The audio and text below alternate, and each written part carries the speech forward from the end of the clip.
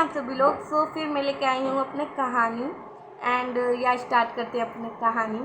सो ये कहानी है ईमानदार लकड़हारे की। सो या स्टार्ट करते हैं। एक गांव में रामू नाम का एक गरीब लकड़हारा रहता था। वो गरीब था। वह रोज़ जंगल में जाकर लकड़ियाँ काटता और उन्हें बेचकर अपना गुजारा करता था।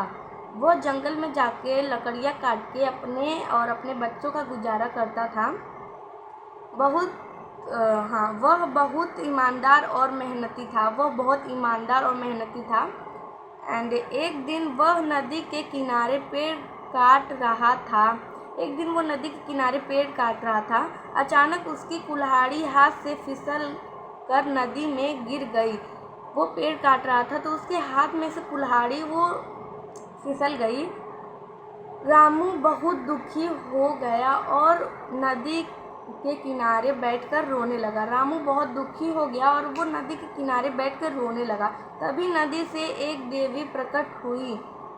जब वो रोने लगा तो उनकी आवाज़ सुन के रामू की एक देवी प्रकट हुई नदी में के। उन्होंने रामू से पूछा, तुम क्यों रो रहे हो? तो रामू ने कहा, मेरा लोहे का कुल्हाड़ी नदी में गिर गया है। उसी में मेरा घर चलता है, मतलब कि लकड़ी काट के ही मेरा घर चलता है। देवी नदी में गई और सोने की कुल्हाड़ी लेकर आई।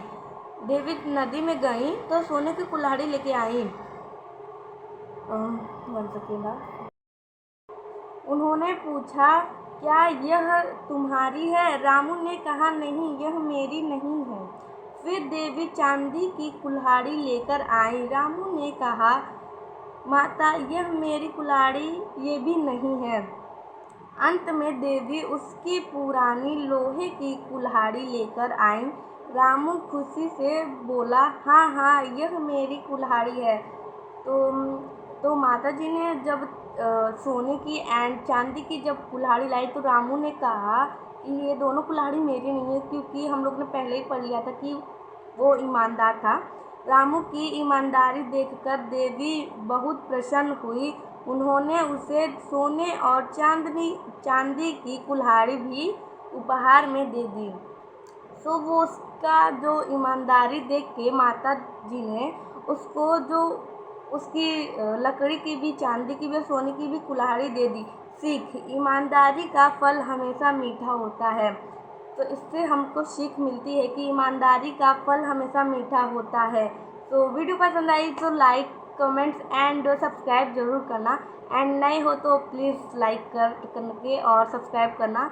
तो और भी कहानी चाहिए हॉरर और कॉमेडी, सो आप लोग कमेंट्स में बताना, तो मैं वो दे दूँगी। Bye bye.